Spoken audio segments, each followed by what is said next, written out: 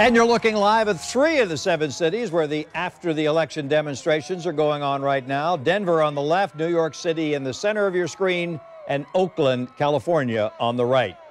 Protests have also been reported in Portland, Austin, New Orleans, and Los Angeles. And these demonstrators say they're not only marching against President-elect Trump, but also against Democrats who they complain let them down. Taking another look live at Oakland, California, hundreds of angry protesters were chanting, "Not my president."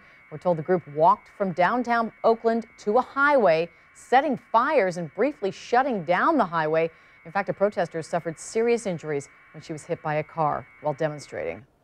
And now to New York City, where protesters marched from Union Square to Trump Tower tonight. Reporters on the ground there described some of the demonstrators as angry. This group organized on social media, and there was a large police presence. And now looking live at Denver, Colorado, people there are protesting outside government buildings and trying to get the attention of drivers that are passing them by. And this video just into our newsroom, protesters in New Orleans lighting a Trump effigy on fire. There are also reports that vandals have been painting walls with graffiti that say, "No Trump." We're joined on the phone now by our crime and safety analyst, Gil Smith. Gil, a lot of police have been called in to help keep the peace with these protests. Can you tell us what the procedures would be for preventing injuries? Well, they mainly want to prevent any type of property damage or serious injuries. They really weren't prepared for this because this election really surprised and shocked a lot of people.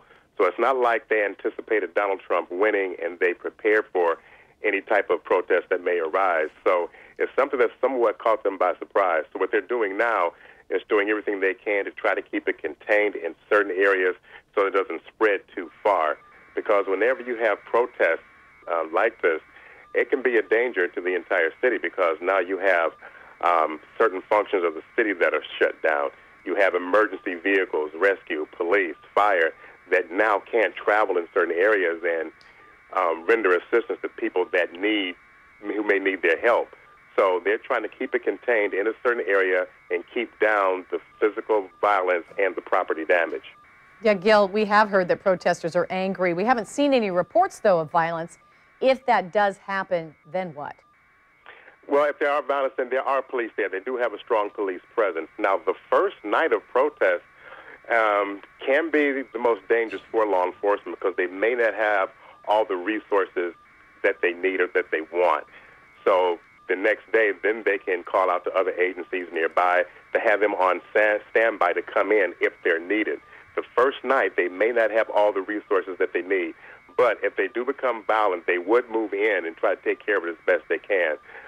Right now, this is a very emotional type protest. It's something that wasn't planned or organized, just probably put together over the past, 20 hours or so after it kicked off in Oakland.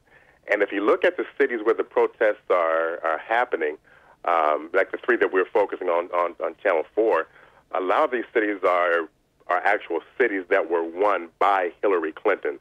So they're very upset, very emotional that their candidate didn't win to some respect. Gil Smith, our crime and safety analyst, joining us on the phone. Thank you, Gil.